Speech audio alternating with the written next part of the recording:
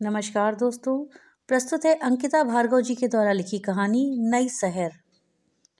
मोहित के दिलो दिमाग में झंझावत सा चल रहा था। अपने करीब आती मौत की आहट उसे साफ सुनाई दे रही थी। मृत्यु, हे चिर निद्रे तेरा अंक हिमानी सा शीतल। अपने प्रिय कवि की ये पंक्तियां आज उसे झूठी लग रही थी। मृत्यु का अंक शीतल नहीं अपितु कष्टप्रद था। यदि उसे कुछ हो गया तो क्या होगा निधि का और उसकी अजन्मी संतान का? क्या वह कभी अपने पिता का मुख नहीं देख पाएगी? मोहित का जी घबराने लगा। वो पूरी रात सो नहीं पाया, बस घड़ी की सुइयों के साथ वक्त को गुजरते देखता रहा। अजीब मानसिकता होती है मनुष्य की। जीवन का हर सफर वो शून्य से शुरू करता है। सफलता के नित नए सोपान चढ़ते हुए तो वह उत्साह से सरोबार होता है। लगता है सारी दुनिया उसके कदमों तले हो।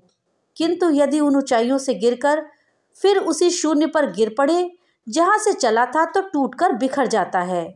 सब कुछ बेमानी हो जाता है उसके लिए, यहाँ तक कि अपना अस्तित्व भी। मोहित भी आज कुछ ऐसा ही महसूस कर रहा था। टूटकर बिखर रहा था, बिल्कुल हताश। मोहित हमेशा से ऐसा नहीं था। वो जिंदा दिल और खुश मिजाज था। कुछ दिन पहले तक उसकी जिंदगी में सब कुछ ठीक चल रहा था। क्या नहीं था उसके पास? एक मल्टीनेशनल कंपनी में ऊंची पोस्ट, एक बेहद खूबसूरत पत्नी, माता पिता जो उस पर गर्व करते नहीं थकते थे।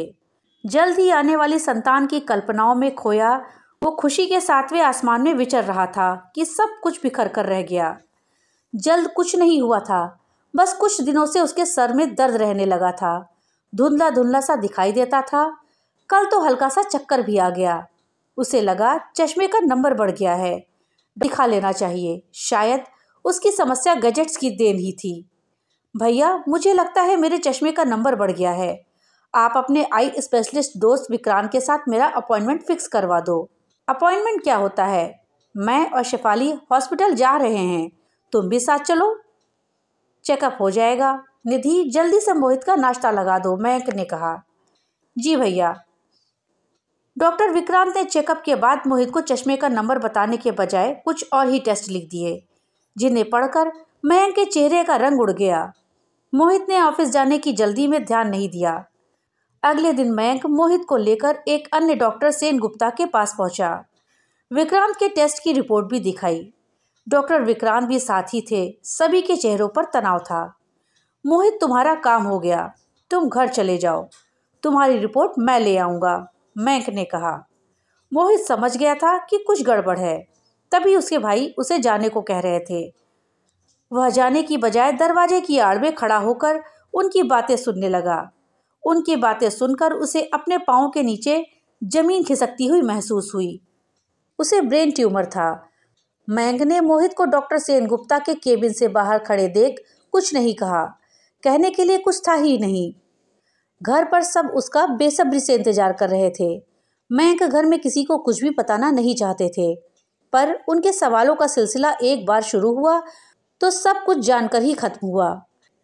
निस्तब्धता सी छा गई थी कुछ पल के लिए कमरे में। कोई कुछ नहीं बोला। मॉम और निधि की आंखों में आंसू की झड़ी लग गई। अरे तो क्या हुआ, छोटी सी बीमारी तो है, सब ठीक हो जाएगा, तुम सब देखना। I know my son, he is a champion. वो इस बीमारी को वैसे भी हरा देगा जैसे स्कूल में दूसरे स्कूल की बैडमिंटन टीम को हरा देता था। आज पहली बार मोहित को पापा के ये हौसला बढ़ाने वाले शब्द खोखले से प्रतीत हो रहे थे। जल्द ही मयंक ने मोहित का ट्रीटमेंट शुरू करवा दिया। मयंक, मोहित का ट्यूमर बिनाइन है, उसके ठीक होने की संभावना काफ़ी ज़्यादा है। मयंक डॉक्टर सेन गुप्ता के इस आश्वासन के सहारे उम्मीद बांधे थे। ऊपर से सब सामान्य था, मगर काफ़ी कुछ असामान्य भी था। घर की खुशियों को जैसे किसी की नज़र लग गई थी। अब वक्त बेवक्त हंसी ठहाकों की आवाज़ें आनी बंद हो गई थीं। सब अपने ही खोल में सिमटे रहते थे। सोशल एक्टिविस्ट मॉम का ज़्यादातर वक्त घर में उसके पास ही बीतने लगा। पापा हिम्मत दिखाने की कोशिश करते, मगर उनकी आंखें उनके हाल की चुगली कर देती। निधि के चेहरे की चमक ही खत्म हो गई। एक अनजाने डर का साया हर वक्त सबको घेरे रहता। इन सब के बीच शेफाली भाभी थी, जो हर समय सबको संभालने और हिम्मत देने की कोशिश करती रहती। इधर मोहित के भीतर कुछ टूट रहा था। उसे ऐसा महसूस होता था जैसे उसका सब कुछ उसके हाथों से बंद मुट्ठी की रेत सा छूटता जा रहा है। उसकी नौकरी छूट गई थी और साथ ही उसका ड्रीम प्रोजेक्ट भी, जिसके लिए उसने जी तोड़ मेहनत की थी। ड्रीम प्रोजेक्ट की फाइल लेते समय मोहित के कलीग अजय की आंखों में उभरी चमक ने मोहित को तोड़ कर रख दिया। नित्य प्रति की ये घटनाएं मोहित को धीरे धीरे गहरे अवसाद की ओर ढकेल रही थी। जब मोहित को ऑपरेशन के लिए हॉस्पिटल ले जाया जा रहा था तो घर में एक अजीब सी स्तब्धता का माहौल था। निधि के चेहरे से आंसुओं की लकीरें सूखी नहीं थीं। मम्मा तो सुबह कमरे में बैठी थी, शेफाली के बहुत कहने पर बस 2 मिनट के लिए बाहर आई और मोहित को आशीर्वाद देकर वापस चली गई। मयंक मोहित को लेकर हॉस्पिटल चले गए। आज गाड़ी डॉक्टर विक्रांत चला रहे थे। मयंक तो मोहित का हाथ थामे पीछे सीट पर बैठे थे। मोहित ने अपना सर मयंक के कंधे पर रख दिया और आंखें बंद कर लीं, जैसे हर फिक्र भाई को सौंप चुका हो। मोहित का ऑपरेशन हो गया और सफल भी रहा। हालांकि अभी उसे पूरी तरह से ठीक होने में वक्त लगना था, पर मयंक को तसल्ली थी कि मोहित की जान को अब कोई खतरा नहीं था। बड़ी जंग उन्होंने जीत ली थी।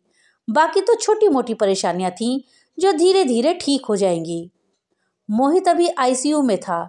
घर से कोई ना कोई हर रोज उससे मिलने जरूर आता था।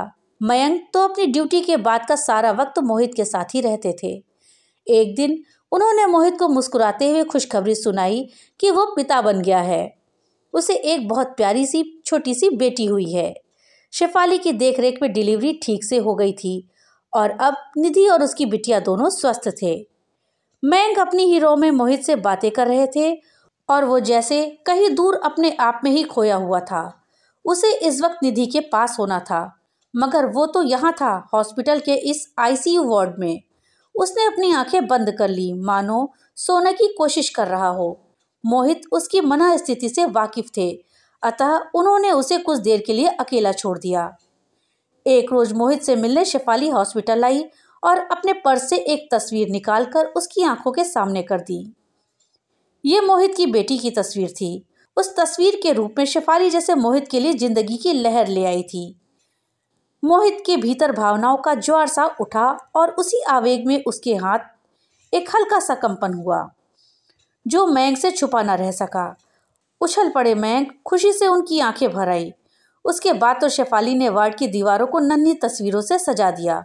मयंक ने डॉक्टर सेनगुप्ता से बात करके मोहित को हॉस्पिटल से डिस्चार्ज करवा लिया। उन दोनों का ही मानना था कि घर में अपनों के बीच मोहित की रिकवरी सबसे ज़्यादा अच्छे तरीके से होगी और जल्दी होगी। मयंक और विक्रांत ने मोहित को उसके बिस्तर पर लिटाया। पास ही झूले में गुड़िया भी लेटी थी। मोहित की नजरें उस पर टिक गई। वो भी टुकुर टुकुर पापा को देख रही थी। निधि ने गुड़िया को गोद में उठाया और उसे मोहित के पास रख दिया। वो मोहित का हाथ बच्ची के ऊपर रखते हुए बोली, देखो गुड़िया, पापा। बच्ची कुछ देर मोहित की ओर देखती रही, फिर उसने अपना नन्हा सा हाथ में मोहित की उंगली थाम ली। पहली बार मोहित ने अपनी बच्ची के स्पर्श का अनुभव किया। उसके रोए खड़े हो गए। यह दूसरी बार जब जिंदगी ने एक खुशनुमा लहर की तरह उसे छुआ था। मोहित देर तक उसे निहारता रहा और वो भी टुकुर टुकुर देखती रही, बिल्कुल शांत, जैसे पिता और पुत्री में बातें हो रही थीं। मोहित को लगा जैसे जिंदगी कहीं उसके आसपास ही है। अब वो जीना चाहता था, ठीक होना चाहता था, सिर्फ और सिर्फ अपनी परी के लिए। निधि की मैटरनिटी लीव्स अब खत्म हो गई थी। उसने फिर से ऑफिस जाना शुरू कर दिया। घर, ऑफिस और बच्ची की जिम्मेदारियों से घिरी निधि कभी कभी चिढ़ जाती और कभी थक कर रोने लगती, मगर जल्दी ही अपने आंसू पोंछकर होठों पर मुस्कान सजाकर फिर से मोर्चों पर डट जाती। उसकी ऐसी हालत देखकर मोहित खुद को बहुत असहाय महसूस करता था।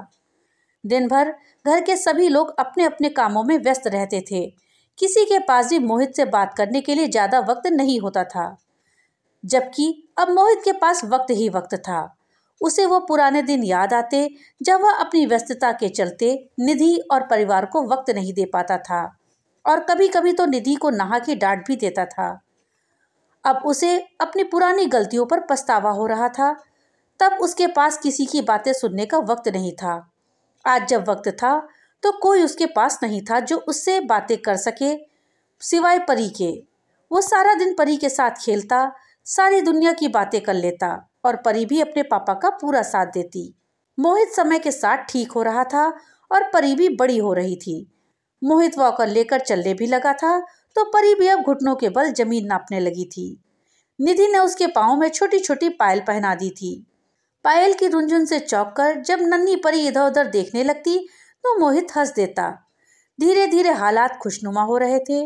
मोहित के जीवन में एक नई शहर दस्तक दे रही थी जो खुशियों और जिंदगी से भरपूर थी।